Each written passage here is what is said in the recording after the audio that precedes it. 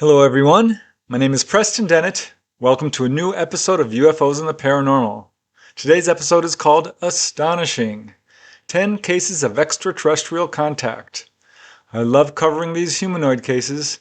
There's so many of them, they're so fascinating, and they've got a lot to teach us about UFOs, ETs, why they're here, what they're doing, and what it's like to have direct contact with them.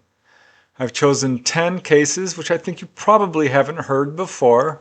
They're mostly little known, obscure cases, but they do cover a wide range of time, all the way from the 1940s up to 1999. So that's 6 decades.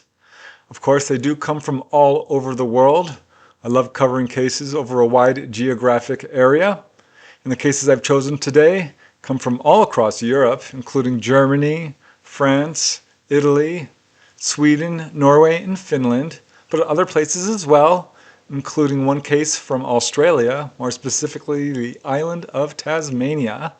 There's a case from Canada, one from the United States, and one from South America, Argentina. So yeah, all over the world. These, of course, do involve all different types of humanoids, as we'll see. Some of these are multiple witness cases. A good number of them have supporting evidence of various kinds, including, of course, physiological effects, electromagnetic disturbances, some really interesting landing trace cases, and more. So quite a few cases, each of which I think have something to offer in terms of our understanding of the UFO phenomenon. So let's just get started. And the first case is really interesting for a number of reasons. I call this one a shocking experience.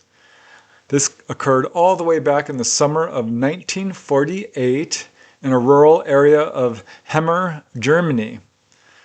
I like this case because it is a very early case, long before UFOs were at all popular. It's also interesting because it's got some really profound animal reactions, physiological effects, as well as landing traces. This very early report of a landed UFO and ETs was published in the German language book Die Anderen, which translates to The Others, and it was written by Johannes Fiebag, PhD. He's the author of many books on UFOs and the paranormal. The main witness is a shepherd and forest inspector by the name of Ernst-August, and his last initial is R, so we don't know his full last name. But it was a summer morning around 10 a.m. in 1948, and Ernst was looking after his flock of sheep in an isolated grassy area located in Hemmer, in the province of Sauerland, Germany. Suddenly, without any warning, all of his sheep scattered, while at the same time Ernst heard this strange rushing sound. And looking up and in front of him, he saw a strange, quote, artificial fog, and emerging from it was a very large object, a craft of some kind, about 100 feet long and 10 feet high, he estimates. But this craft quickly landed on the ground, and then it just remained there. Ernst watched in shock, waiting for further developments, and when nothing happened for several minutes, he decided he would approach this object, which he did. He slowly walked up to it, reached out to touch its smooth metallic surface, and instantly a strong electric shock knocked him to the ground, rendering him unconscious. He awoke some time later, and he found that he was now more than 250 feet away from where he had been, and standing all around him were 3-foot-tall creatures with large heads, with short, stubby hair, he said, and bulging foreheads. He said they had large, slanting, almond-shaped eyes, a small nose, and narrow mouths. He also noticed that they had small boxes attached to their chest area with what looked like tubes hanging down from them. He later believed that these might be some sort of breathing device, as periodically they would grab a tube and they seemed to draw air from it. But they were standing around him, gesticulating, speaking to each other in a foreign language that he was unable to understand. But looking over to where he had been, Ernst could now see that this object was still there, landed on the ground, still enveloped in this strange mist, and standing next to it were 4 or 5 other humanoids who looked the same as the ones that were around him. These other ones next to the ship appeared to be examining the soil and vegetation and were in fact collecting samples and putting them into large containers. After just a few minutes of this, the beings standing around Ernst began to walk back to their craft. They all joined together and entered back inside of this craft, which promptly took off, making a high whining sound, and flew rapidly away to the south. It was now about 10:40, Ernst says, so the whole encounter lasted somewhere around 30 minutes. But looking at where this craft had rested on the ground, the witness found 6 to 8 round spots of burned vegetation. Each was about 8 feet apart and 3 feet in diameter. Now, a friend of Ernst heard about this case, later examined the landing traces, and he wondered if perhaps Ernst had set campfires to make these landing traces. Ernst, of course, denies this, and furthermore, he says that the skin on his face was burned slightly. It was painful when exposed to the sun, so kind of like a sunburn. And in further support of his experience, there were actually numerous cylindrical objects seen repeatedly throughout the summer of 1948 in this area and the surrounding areas. I think this is an important case because there's a real important takeaway from it. Probably not a good idea to walk up to a landed UFO. There's quite a few cases where people have regretted it, and I think this is another example of it. It's also interesting that while this is a single witness case, it does have quite a bit of corroborating evidence with the landing traces, the animal reactions, the physiological effects, and the many people in the area who were seeing UFOs around the same time. So it's an important case, and a very early one. Now let's move to the next one, which is equally fascinating. I like this case for a number of reasons. It's quite an unusual craft. It behaved in a very unusual way. The humanoid is kind of unusual too, but it's also a multiple witness case. I call this one a very loud UFO. This occurred in July of 1960 in the very small town of Chapet. This is in Canada. And it's an interesting case involving some really interesting physiological effects. The primary investigator to this case was Canadian researcher Michel Lahaye. And this case was published in Jean Ferguson's book, Les Humanoids, or The Humanoids. So it was about 2 o'clock in the afternoon in July of 1960, and Georges Godbout and 2 of his railway co-workers were repairing the tracks of the Canadian National Railroad located in the town of Chapet, again in Quebec, Canada. It's a pretty small town of less than 2,000 people, originally founded as a mining community, but later became a forestry community. So important here is that the Canadian National Railroad runs along its southern border. This is a very rural area. So they're out there working, these 3 men, when suddenly they heard a very loud, penetrating sound, which they described as being, quote, like a humming top. Now this already loud sound increased in volume to the point that all of them began to feel physically ill from it. And it was at this point that they all 3 saw a bright metallic object coming towards them just above the train tracks. It was following the train tracks. And it approached to within about 900 feet of them, and then it left the tracks and hovered at low elevation over this bog that was next to the railroad tracks. The witnesses said that this object was shaped like a top. It appeared to have a metallic green texture, and it was giving off flashes of light. So they're watching this thing when suddenly a door opens and a small ladder extends downward.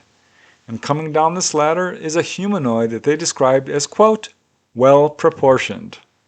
He was not very tall, about 5 feet 2 inches they estimate. And he climbs down this ladder, and upon reaching the ground, he just stood there, looking around him in a weird fashion, kind of twisting his entire body to gaze in various directions.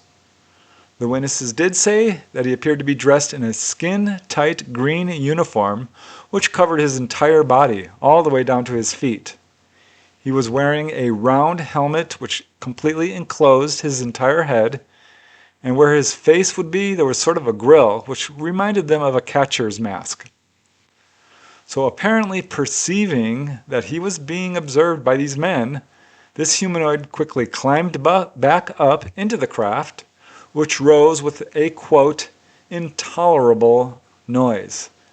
This craft immediately flew back over the tracks the way it had come, and at this point, the sound was so incredibly loud that the 3 track workers instantly threw themselves into the ditch and covered their ears with their hands as this object departed and disappeared off into the distance. They said the noise was actually so loud that it made them physically sick to the point that they were unable to work for the rest of the day. They wanted to explore the area where this UFO had hovered when this guy came down and stood there, but they couldn't as it was an impassable bog. Love those multiple witness cases. They're very hard to deny when you have a lot of people seeing the same thing. And what an unusual case, because most UFOs are described as being very silent. Though this one was so loud, it actually caused a physiological reaction to the witnesses. I'm not sure what the UFO was doing, following down those train tracks in the way that it was, but perhaps the fact that this town was very rich in mining could be a factor here. Really hard to say, but certainly an important and interesting case. And now we move to the next one, which is really unusual and has some unique elements that I don't think I've heard before. I call this one Sprayed by a UFO. This is a single witness case. Doesn't have a whole lot of evidence to it, but it's such an unusual series of events, and the main witness, by all accounts, is a very honest and sincere person. This occurred on September 30, 1971 in the town of Marttila, Finland. And yeah, a really unusual case that I don't think you've heard before, I'm guessing, but I haven't heard it before. I was quite amazed when I came upon it because, yeah, it's very unusual in terms of what happened to this witness, as well as the description of the humanoid that he saw. This case comes from researcher Usko Heinen, and it occurred in a rural area of Marttila. This is in Turku, Finland. And the main witness is an 11-year-old boy by the name of Anzi Hakala. Anzi had gone to visit his cousin to celebrate his cousin's birthday, and afterwards, I believe this is late afternoon, though it's not specifically stated, Anzi was bicycling back to his home along a narrow forested road. This road was filled with potholes and puddles from a recent rain, and Anzi was only about 1/3 of a mile from his home, and he was approaching a puddle. He looked down to avoid it, and this is when he noticed the foot of a strange being. Now this really shocked him because it was not a human-looking foot. Whoever this foot belonged to was wearing strange foot gear that reminded Anzi of an astronaut's suit, and it frightened him badly enough that he didn't take any time to stop or look at it, but just biked away as fast as he could. Now a short distance later, he reached the top of a small hill, and he looked up and got an incredible shock because he now saw a hand of a creature. It was apparently floating right above him. And looking up, yes, it was, because he saw that there was in fact a large humanoid floating just over his head. And it was weird because it was hovered in a sort of seated position and was less than 2 feet above the ground, right over the back of his bicycle. So he quickly turned around to get a better look at it, and immediately the creature withdrew. But he got a pretty good look at it. He noticed very quickly that this being was just under 6 feet tall, incredibly thin. The legs were extraordinarily long, taking up at least 2/3 of its body length. He said the arms reached all the way down to its knees. It had a very large bald head with no visible ears that he could see.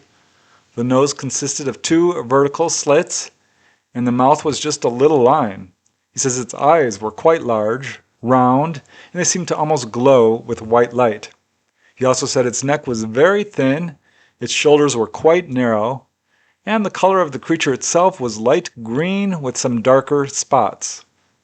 Now he did look at it for only a few seconds as he was still moving on his bicycle quite quickly. And he looked back again, and the creature was now gone. But in its place, and he was shocked to see this, he now saw a large, shiny, metallic craft floating up in the sky behind him. He was amazed that the creature was gone this quickly, and he assumes it went into this craft, though he can't say for sure. But this craft, he estimates, was about 20 feet wide, concave on the bottom, with a rim around the edge, sort of oval in shape. But to Anzi's fear, this object was moving closer towards him at an angle from the right side. In fact, it was coming so close, Anzi actually swerved his bike to avoid it. He could clearly hear it making a strange sound, which he said reminded him of, quote, two rusty pieces of iron rubbing against each other. So yeah, it was very loud, he said, and it moved right over his head, some feet up, and it stayed there. It actually followed him for about 600 to 700 feet, as was later determined by investigators. Anzi did notice some interesting details. Whenever the branches from the trees draped over the road, this craft would swerve to avoid them, but still managed to stay directly above his head, pacing him the whole way. And at one point, it moved down quite low to a height of, he estimates, about 15 feet over his head, and then started to rise upward, at which point it sprayed a strange liquid, he says, directly onto his body. This made a sort of hissing sound as it passed through the air.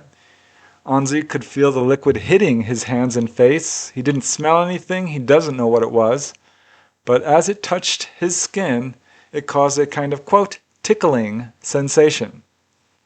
So needless to say, this made him even more frightened. He continued on his bike, never stopping, and went all the way home as fast as he could. Now, shortly before reaching his home, he did see the object make a sudden 90-degree turn, and then it flew very quickly towards the southeast. But the object was over his head the entire time, so he was never able to see what the top of it looked like, only the bottom. Reaching his house, he said the liquid on his face had evaporated. It was now dry. This tickling sensation had stopped, and researchers were really unable to explain his case. Now, while they researched the case, they did find a weather balloon with a radio sound device. This was found about 4 days later and 1 mile from the site. And investigators seriously considered the possibility that this was what Anzi had seen, but quickly discarded this theory for several reasons. First, Anzi had said that this object moved very swiftly over his head, was following him exactly, intentionally avoiding the trees. Furthermore, the object that he saw was metallic. It did not look like a balloon. It was the wrong shape. He didn't see any device hanging under it. He saw it move at right angles, and of course, it doesn't explain the strange creature that he saw. So yeah, clearly not a balloon. It is a single witness case again, but Anzi was described as, quote, a calm and quiet boy, not particularly imaginative. He never thought about UFOs, hadn't read any UFO books. His parents found no reason to doubt his story, and those who knew him all said he was honest. This is what they told the investigators who looked into the case. It's really amazing how many cases there are. I can only imagine what it must have been like for Anzi to be riding his bicycle and suddenly find himself being pursued by this ET floating above him and this UFO that was pacing him for a good portion of his trip back home. So yeah, an unusual and important case. And here's another one, which I like because I think it shows a human side to the ETs. They're often portrayed as being something completely different from us. And the more I study this subject, it looks like they're very much like us. I call this one The Laughing Aliens. This occurred on September 27, 1973, in a rural area of Bédarrides, France. And while it is a single witness case, it's got some very interesting elements to it, as well as what appear to be landing traces. This very unusual case garnered considerable attention and was later published in the MUFON Journal, the French magazine Uranus, and most notably in an article by Jean-Pierre Trodeck in the French magazine Lumière dans la nuit, which means lights in the night. The main witness is known only as Antoine. We do not know his last name. He was a mechanic at the time but is now retired. And at the time of his encounter, he lived in Bédarried, this is near Avignon in southeast France. His encounter occurred right outside this area on a small hill known as Mont Réal, not far from his home. So it was about 5:30 p.m. on the evening of September 27, 1973, and Antoine had gone to collect some edible mushrooms. He was carrying a basket and he hiked to this area because mushrooms grew there in great profusion. So he collecting his mushrooms, filling up his basket with them, and he saw a big clump of mushrooms, and he started to bend down and pick them up. When looking up, he noticed a very short figure standing at the edge of the clearing, picking something up off the ground. It was quite close to him. Standing up, Antoine could see that this figure was about 4 feet tall, and immediately a second 4-foot-tall being emerged from the brush right next to this first one. Now Antoine immediately noted that these two figures looked so similar they could have been twins, and they were both staring at him from a distance of, he estimates, about 80 to 100 feet, so pretty close. They both wore beige-colored overalls, which Antoine described as, quote, beautiful.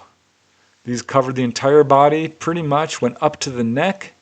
He said that they were wearing what looked like black berets on their head. They were both quite slender, but other than their short stature, did have a human appearance. And in fact, he assumed that they were children, out there probably to collect mushrooms, and he shouted out to them that there were plenty of mushrooms to collect. But as they stared at him, he decided that they were probably not children, or he began to wonder, because they looked somewhat peculiar. Their complexion was very pale, and also their features were abnormally fine. And then there was the fact that they were identical in appearance. So all of this was quite odd, and after he tells them about there being mushrooms here, both the beings laughed at him. That was his impression. They immediately turned and entered into the underbrush behind them. He noticed that one of them bent down beneath a low-hanging branch as they left.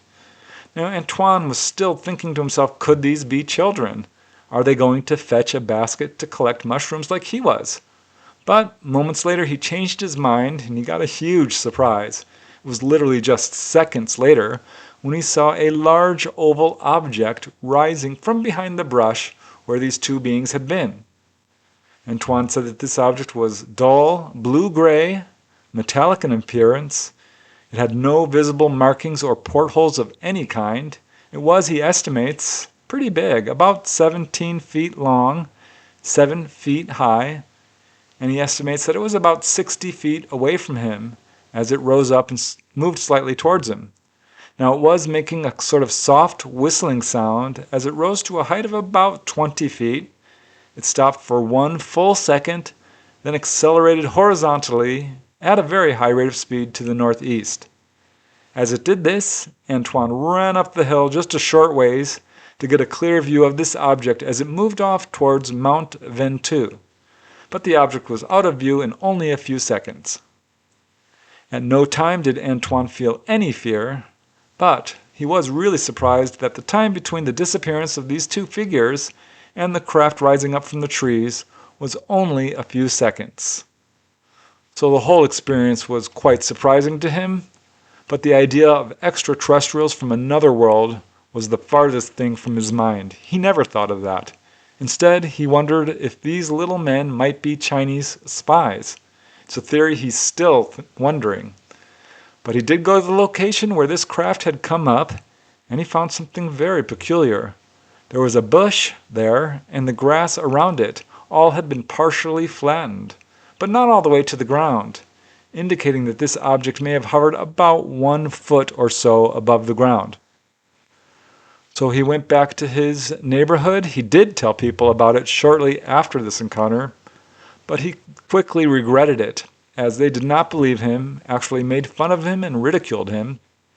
But to his credit, he did contact investigators, primarily because he was curious if they could help him to understand what he saw, and he wanted to know if others had had a similar experience, or if anyone had seen this. Researcher Jean-Pierre Trodeck interviewed him personally and calls him, quote, "a gentleman who shows a certain scholar. I can say that this gentleman is one of the most balanced, has his feet firmly on the ground, is not at all interested in science fiction, and is very serious. He was very cooperative with the investigation, despite that he no longer wants to hear about what he saw, because the people in his commune put him more or less in a box since." Now, Antoine did reveal to Jean-Pierre a very interesting fact. 18 years earlier, he had seen a UFO with the daughter of the local mayor. And this object that he saw years earlier was strikingly similar in appearance to what he had just seen. It was again a blue-gray, metallic-looking craft, oval in shape, and around the same size, and was totally silent. He and the other witness watched it for about 20 seconds before it quickly moved away. I do wonder about this case, given the fact that the witness saw this UFO well before this main encounter and described it in exactly the same way. Makes me wonder if he might be a contactee, because it's quite unusual to have that close of an encounter with humanoids and it be a one-off. I have to say this does happen. It's really hard to say. Maybe they were there picking mushrooms like the witness. I don't know, but gosh, so many cases. And here's another one which I found fascinating. I like this case, this next one, because it does involve a group of witnesses. It does involve a humanoid as well. That always makes it more interesting to me. I call this one UFO at a Youth Camp. This occurred on February 3rd, 1977 at 7 Mile Beach in Tasmania, which is of course an island off of Australia. I don't hear a whole lot of cases coming from this area. I think that alone makes this case interesting. But it's also interesting because so many witnesses saw this UFO at this youth camp, and they saw a humanoid as well. Really makes me wonder what this UFO was up to. This next case is admittedly quite brief, sparse on details, but it comes from the Tasmanian UFO Investigation Center and was written up in a few magazines. It was in fact the first report from Tasmania for that year.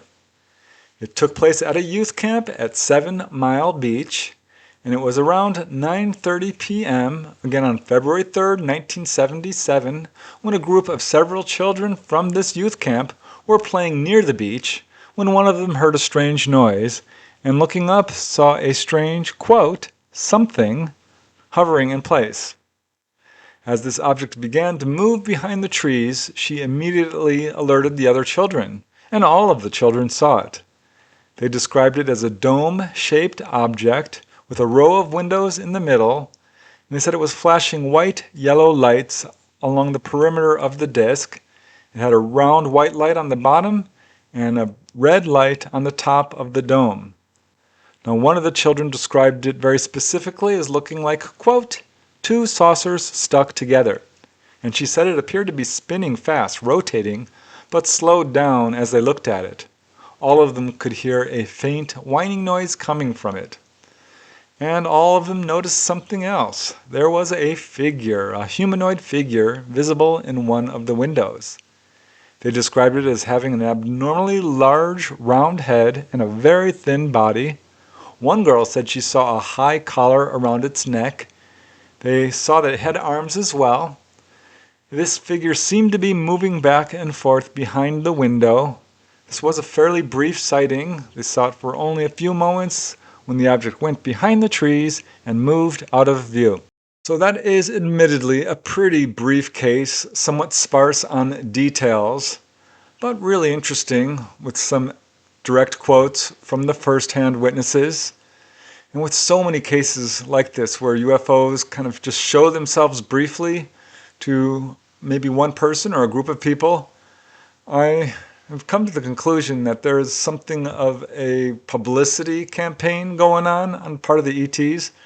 They're showing themselves to people, whether it's individually or in small groups, or sometimes to much larger crowds.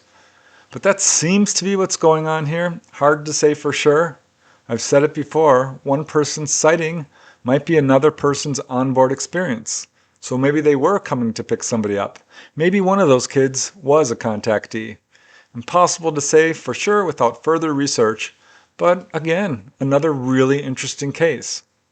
And now to the next one. And I have to say I think this next one is probably my favorite of this episode. It's just a really interesting and poignant case, actually.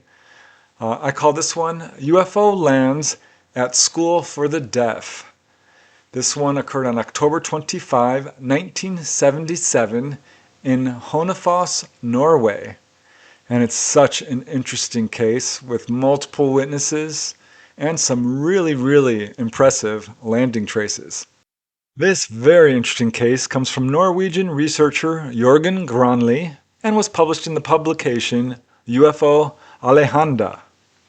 It was just after 6:30 p.m., October 25, 1977, as two 14-year-old boys, Frank Sverre Mant and Johnny Murr, who both suffered from deafness, they had exited a bus at National Road 241 outside of Hønefoss and were walking up the road to the Alms School for children with speech and hearing difficulties. Now this was a steep road, so they had to hike up it, and they were just a couple of hundred meters from the school where the road curved sharply to the right and levels out. And this is when they noticed something strange in the sky. It immediately caught their attention. Way off in the distance from the forested ridge, there was this large glowing object. They could see that it was round. It was about 60 feet across, they estimate, and it hovered, sort of moving back and forth right above the treetops. But as they watched, this object began to slowly float down the slope towards the school. It moved right over the soccer field there, and then it moved almost directly overhead, at which point it became completely still. 3 legs came out of the bottom of the craft, and to their amazement, this craft slowly descended into the freshly plowed field right next to the soccer field. And I'll just quote one of the witnesses, as he says, "There it stood, on its 3 legs. There were strange lights all around, and the whole craft had a strange greenish glow. There were 2 windows, and in one we could see a figure moving. It resembled a human but had no face. We still thought the creature was watching us. When the craft began to take off again, we ran up to the school. We didn't dare stay any longer." So the object was on the ground very briefly, for only about 10 seconds. The 2 boys immediately ran, very excited, up to the janitor and told him what happened. The janitor immediately informed the school warden, a man by the name of Martinius Clevin, and he and another school official grabbed a powerful flashlight and hiked out to where the boys said this craft had landed. The 2 witnesses, Frank and Johnny, followed, but they refused to go all the way. They were still a bit shook up. But they did point to where they had seen this craft resting directly on the ground. So going to this spot, the school warden and the other school official did find 3 heavy prints on the ground. They said each was about 30 centimeters long, 20 centimeters wide, and 15 centimeters deep. Each of them was equidistant from the other. So the school warden called the police and representatives of the Norwegian UFO Center, who showed up the very next day, and conducted extensive interviews with the witnesses and did a whole investigation. They measured the landing traces and found out that the distance between the landing pads was about 21 feet, just over 21 feet. So they found out something else interesting. They later discovered that residents of several farmhouses in the area had also seen this strange glowing green object at the same time. Wasn't clear if they saw it coming in for a landing or taking off, but it was the talk of the town. Everyone was talking about how strange and unusual this glowing green object was. Also, it turned out that one of the school officials said that he saw this shining object as it took off and left the area. And when the military found out about this, because they were contacted, they said that they also received a report of a, quote, weird object. This was from a town nearby called Gardermoen. So, Police Chief Øystein Foss was very impressed, and he interviewed the people, the witnesses, and as he says, and I quote, "I myself, with the help of an interpreter, have recorded detailed witness accounts from the two boys. There is no evidence that they are lying. Something has landed up there on the ridge. The regular prints in the ground also speak for it. The imprints have been made by something of great weight. It is considered out of the question that it could have been a helicopter that landed there. The place is only about 100 meters from the school, and no one heard anything there. The very strong prints also contradict the fact that it could have been a helicopter." How strange is that? That a UFO comes moseying down the hill, lands for about 10 seconds, and then takes off, scaring the wits out of these two kids. But again, it seems to be another example of them just kind of saying hi or showing themselves. Perhaps one of those kids was a contactee. I wonder about that. I would sure love to talk to them today to see if they've had further encounters. But I don't know. I'm really glad that there was another witness in the school who saw it, as well as, of course, all the neighboring residents in the area. So quite an impressive multiple witness case. And also, wow, with those landing traces, I mean, this is a case that becomes undeniable. It's super interesting, and one of so many cases like it. I think each one of these cases teaches us a little bit more about what's going on here. All right, moving to the next case. And this one is really extensive and quite interesting. I call this one Aliens Inspect Farmhouse. I like this case for a number of reasons. This one occurred on August 31st, 1978 in a little town called La Dolce. This is in Argentina. But I like this case because it is, of course, a multiple witness case. There's, in a way, some interesting animal reactions, or lack thereof, actually. But not only multiple witness, it involves a power failure which appears to be connected to this sighting. And it's quite extensive. The UFO is pretty standard in description, but the humanoids, they are different. And that's putting it lightly, but some really interesting confirmation in this case for sure. It was just before 10 p.m. on August 31st, 1978, as Leonore Beatriz Turiella Arias was taking a shower in her home in the small town of La Dolce, Argentina, which is located 30 miles northwest of Necochea along Route 86 in southern Buenos Aires, Argentina. You can see it here, it's not a big town. Suddenly, the power to the house went out. Now her husband, seeing the power go out, he decided to go directly to bed. His name is Manuel Arias. Meanwhile, Leonore went to the kitchen, and this is when she noticed a strange light coming from outside and illuminating the interior of the house. And this was not a normal light. It was very solid looking, iridescent, and most strangely, it appeared to be coming straight through the walls of the house itself. That really quite impressed her, and as Leonore says, "The glow was hard to describe, but its intensity gave me the sensation of having gone right through my body. When I tried to see myself, I couldn't." So naturally she looks outside and she could see that the source of the illumination was coming from the right corner of their farmhouse. And about 100 feet away, hovering over a group of a half dozen small silos, was a very large, dark oval object. It was swaying back and forth slightly as it hovered in the air. Leonore, of course, quickly woke up her husband Manuel. He came to the window and together they observed it. They said this object looked totally solid. It appeared to be about 25 to 30 feet in diameter. They could see windows all across it, sort of squarish windows separated with struts. And as they watched, this object moved away from the house over their farm fields about 250 feet away. They estimated it was about 50 feet off the ground, and it began to hover over a group of eucalyptus trees about 2,500 feet away.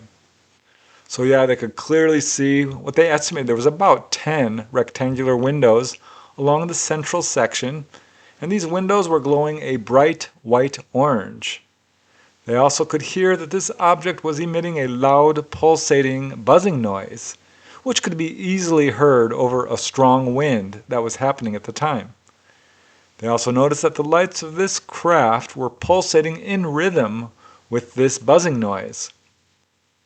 So, after a few minutes of observing all of this, they were amazed to see this object eject two glowing bulb-shaped objects, which immediately began to descend and move one behind the other towards the witnesses. These glowing things were just a few inches above the ground. At this point they couldn't see them clearly, but they continued to approach the witnesses at a speed of about 10 to 15 miles per hour, and soon revealed themselves to be dark silhouettes, 3 feet tall, vaguely humanoid in form. There was a head and what appeared to be a body, and they could see what looked like two glowing red lights where the eyes and face would be. So they just kept coming closer and closer to their house, and as the beings approached a barbed wire fence bordering the property, they rose up and over it easily and descended back just to a few inches above the ground, still moving towards the house. They quickly moved to a shed that was holding various machinery and vehicles, but when they reached the shed, they made a 90-degree turn, disappeared momentarily, then reappeared, kept moving. They avoided a clump of eucalyptus trees and other obstacles, and then slowed down even further as they came upon another shed, which they began to circle around as if they were inspecting the area. So they watched this for quite some time. I mean, this was going on, and at some point they stepped away from the window just momentarily, and upon return saw that the large object and the beings were both now gone. But this whole event lasted almost an hour. Later the next day they went out there to look for evidence, but couldn't find anything in terms of footprints or landing traces.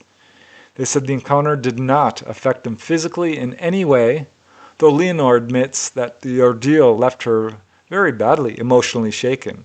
I mean, she sought medical help. That's how deeply it affected her. They also noticed something else strange. They have a bunch of dogs who are normally quite sensitive and will bark when anyone or anything approaches the area. But they were abnormally quiet, so that was weird. Now, there was a power failure right when this encounter began. This power failure affected a pretty wide area, which the newspapers blamed on strong winds. The two witnesses, Leonore and Manuel, were not planning on going public, but they did tell their neighbors about the experience. And this is a small town. Word spread quickly. Soon journalists converged on the area, interviewed the witnesses. Many articles appeared in newspapers. But Manuel quickly regretted going public and said that if it happened again, he would tell nobody. Leonore also spoke with reporters, and as she says, and I quote, "Now I'm more peaceful. I have no doubts about what we saw. And ever since that night, I look outside, knowing that they are there, that they're near us and want to communicate. They have no intentions of attacking us. If they came back today, I think I would go outside without any fear whatsoever." Now, interestingly, a few days later, the UFO did come back. And as Manuel says, it was a craft, a module, let us say, suspended in the air, giving off light. I think they always do the same. They flood everything with their lights and then take off. They do whatever they want and then leave. They did find out that they were not the only witness. On the same night of their encounter, the first one, their neighbor Lorenzo Peracini said that he saw a bright object hovering over the trees at the moment the blackout occurred. So it could be that this UFO is in some way associated with the blackout, but in further and frankly undeniable confirmation of their experiences, there were more than 20 other encounters which occurred both before and after, all through August and September in the surrounding areas. A lot of cases. And there's a really interesting endnote to this case, which is that another encounter occurred a full 10 years later, but only about 75 miles away from the Arias' farm. It was one evening in January of 1988 when two witnesses, both 18 years old, their names are Leonardo Fuster and his friend Gabriel, they were in the La Serena district of Mar del Plata. And it was 1 a.m. when they saw a light coming from the Peralta Ramos forest. This light was only about 350 feet away, quite close, and was making rapid circular and zigzagging movements when suddenly it struck both these young men with a bright beam of light, dazzling them, leaving them temporarily blinded. The beam retracted, their eyes adjusted, and the witnesses could now see that this light was actually a solid oval object with squarish portholes and humanoid forms in the windows. They could see a multicolored kind of fog emerge from the object, and this is when they noticed a small being.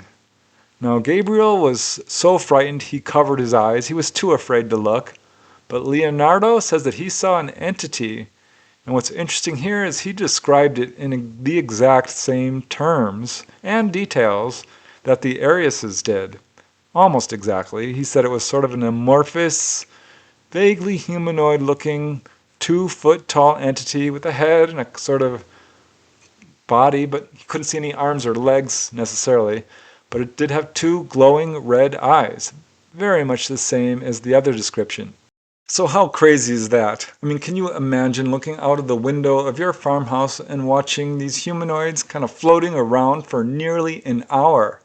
That's a long time to see something so unusual. So that makes this case really impressive. And when you add the fact that there was a whole bunch of sightings going on both before and after, the neighbors seeing UFOs as well, and then 10 years later somebody seeing pretty much exactly the same thing, just, a short distance away, certainly a short distance as the UFO flies. It's a really interesting case for sure. All right, now we move to the next case. I call this one Chased by Extraterrestrials.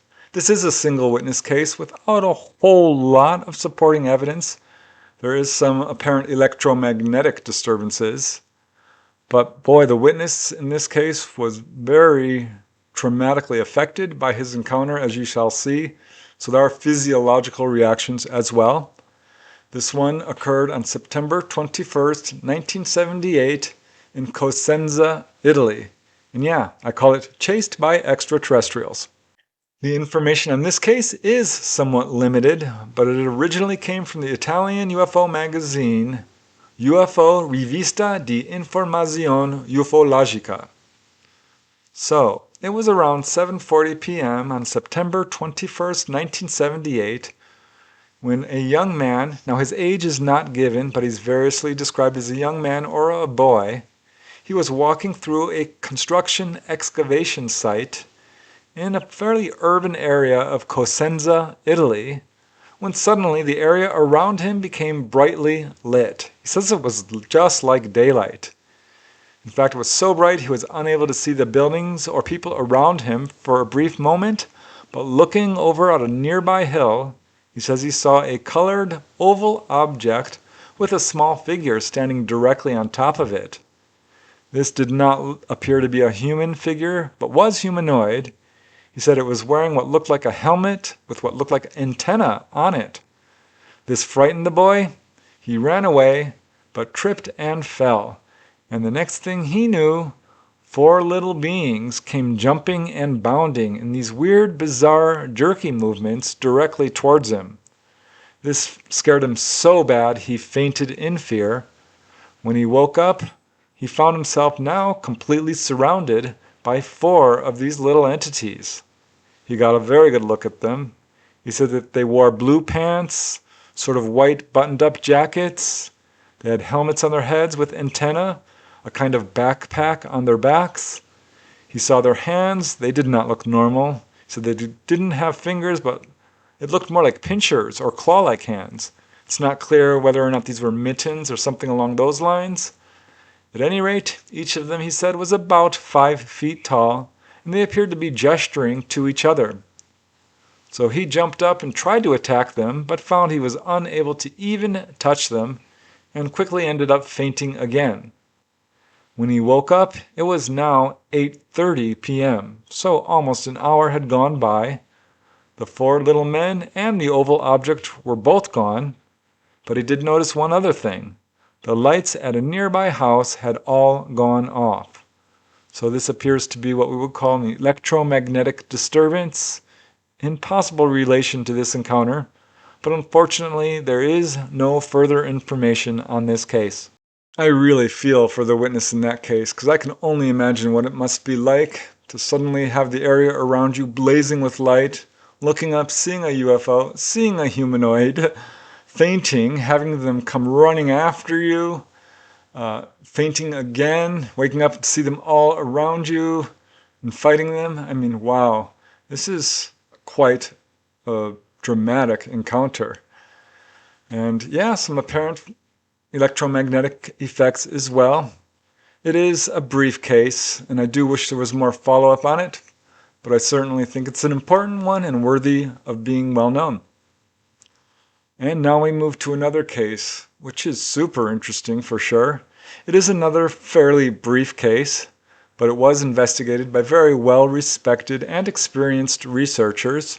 I call this one An Alien in the Yard.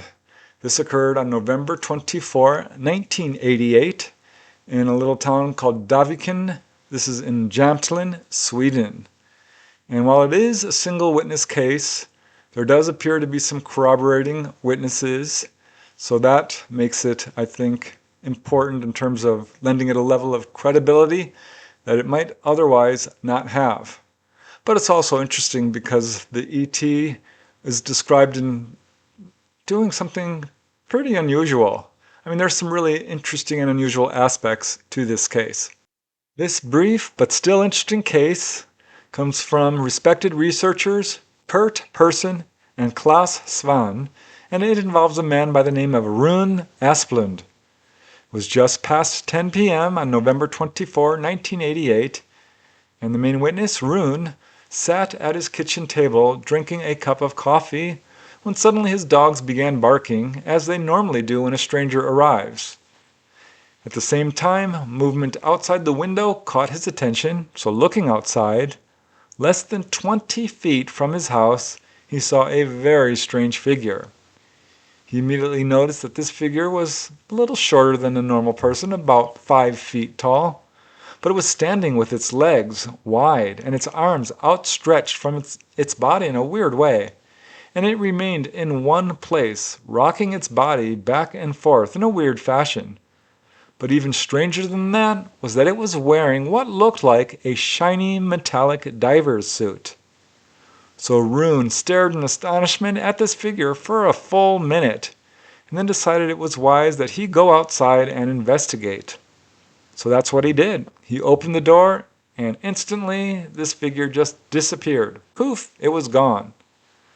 Now, Rune later discovered that on the same night, in the town of Hung, about 10 miles away, a police officer's vehicle was inexplicably stopped as a UFO passed overhead. He heard this, though the 2 investigators of the case were not able to confirm this. But, in support of Rune's experience, 1 year earlier in the winter of 1987, his neighbor reported his observation of a 3-foot-tall figure in the same location. And, as in Rune's experience, this figure just disappeared into thin air. I can only imagine what it must be like to look outside because movement is catching your eye, and what do you see? A silver-suited humanoid right outside your window. I mean, it's crazy. So many cases like this. I'm really glad that the main witness, Rune, did find another witness, a police officer, who apparently saw a UFO in his area on that same night and experienced a mysterious vehicle failure. So that would qualify as electromagnetic disturbance evidence. And also that his neighbor saw a humanoid as well. I mean, that also adds another level of credibility to it. It's certainly an interesting case. And now we move to the last case in this episode, which is also a really unusual case. I really wanted to include it because the description of the humanoid, is certainly not standard. I call this one, "Please Tell Me I'm Not Crazy." That is, of course, a direct quote from the witness, and certainly something I've heard from a number of other witnesses who would rather kind of think they were crazy than admit that they've actually had encounters with ETs. This one occurred sometime in the summer of 1999 in a rural area of Clarksburg, Massachusetts. It is a multiple witness case, a very close-up encounter with an exceedingly strange humanoid. This case was reported anonymously to the website ufoevidence.org, so it wasn't professionally investigated, but it's certainly a very interesting first-hand account. The witness reported it at age 19, 6.5 years following her experience. She was 14 years old at the time, and it was 1:30 a.m. one night in mid-1999, and she was in a second-story bedroom of her parents' home in suburban Clarksburg, Massachusetts, when she suddenly heard a very strange and very loud noise coming from outside. And as she says in her own words, "I heard a really scary, deafening sound like an amplified bat screech with a lower frequency. The sound was extremely scary. It made 3 of us, my mother, my sister, and I, cry just from hearing the sound." So the witness immediately looked out the window where this sound was coming from, and she saw the source. There was a strange creature standing on the roof of the home, looking directly into her second-story bedroom window. Immediately, her mother and sister came running in, and they saw it too. And I'll just let the witness describe in her own words what she saw, what all 3 of them saw. As the witness says, "At first we thought the creature was an owl, a screech owl or something, but then we got a closer look and just got scared. The being looked very thin, about 3 feet tall, small black eyes, an open mouth with what looked like rows of teeth or something in its mouth. It had what looked like holes on the front of its head, somewhat on the side. The only thing that was moving on its body was its arms. It had 2 fingers on each hand. That's what it looked like. And it looked like it had claws of some sort, or fingernails. It was white or gray. I saw the creature was standing on its hind legs, but it looked like it was supporting itself with one of its arms. It had 4 limbs. It looked like 2 legs and 2 arms. And it was scratching at the window. It looked like it was trying to get in. The creature appears to have smooth skin, no hair. Its eyes appeared to be all black with no white, and I didn't notice any eyelids or other features. It was standing about 2 feet away from me, right in front of my bedroom window." Now, it was dark, the lights were out in her bedroom, and the window was somewhat dirty, but she still got a very good look at it, because this thing stayed there for a full 15 minutes. This was long enough to determine that it wasn't a reflection or a hallucination or anything like this. All 3 of them saw it. Now, when she first saw it, she did quickly move back from the window as her mother and sister came running in. All of them were understandably shocked. They were unable to understand what they were seeing. They did note that there is a swampy area behind the house, and the witness wondered if perhaps the creature had come from there, but she did not know what it was. As she says, "I never read anything about UFOs, except maybe fictional things. I was skeptical about the whole alien UFO thing. I'm still skeptical. I'm not saying it's really alien. It could be a genetically engineered monkey or something. I think it's possible that the creature we saw could have been man-made or an altered animal. It could also have been deformed by nature. I hope what I saw was just my imagination or an animal I never heard about, but unlikely. Please tell me I'm not crazy. I'm not sure if I was in shock or not and saw something that wasn't real or not. I really hope I'm not crazy. This is what I remember. So the thing is, she wasn't the only one who saw it. Now the witness did admit that she suffers from depression and anxiety. At the time she was just starting high school, she ended up dropping out, and it took her a full 6.5 years to report this experience. And really the only reason she did was partly because she and her family started hearing it again, what sounded like the same creature in the fields behind their home. And as the witness says in her own words, today, January 14, 2006, I heard the same exact noise, but I didn't see anything. All the women in the house, including me, my grandmother, and a child, were up. It was around the same time in the morning, 1:30 a.m. All I can really say about the feeling is that it's eerie and scary. The sound I'm hearing today is further away. It sounds like it's coming from the field across the street from my house. That case is super interesting. I can't tell you how many stories I've heard of people who look out their window and see an ET looking right back at them, assuming that this is, in fact, an ET. The witness herself didn't, insist that this is what she saw. She doesn't know. It's also interesting that apparently years later, this being might still be out there.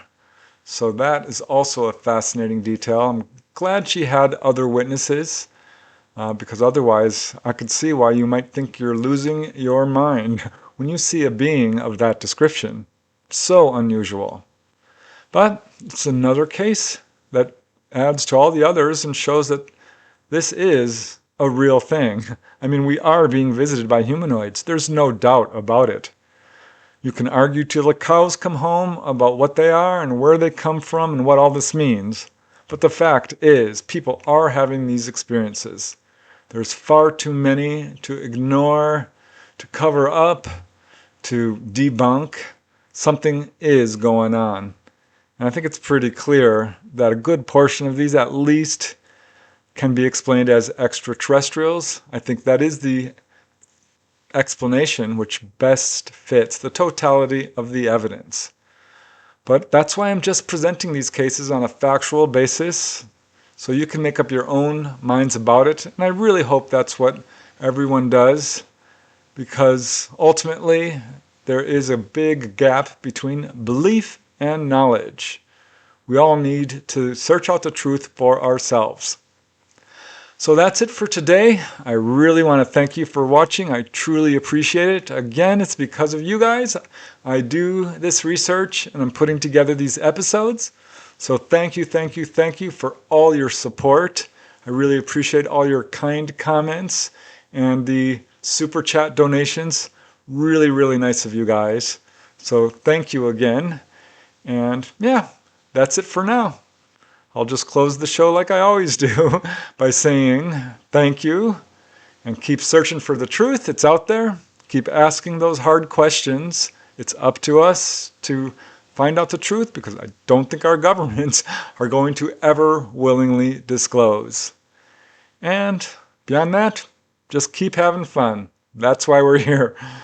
So thanks, guys. I will see you next time. Bye for now.